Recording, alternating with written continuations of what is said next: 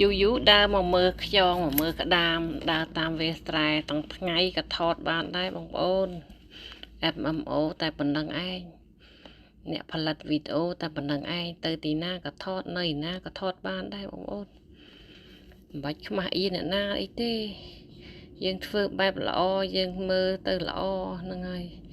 មិនបំពេញអ្នកណាមិននេះអ្នកដតីរំខានអ្នកដតីយើងធ្វើទៅជាជាងទំនេរអូ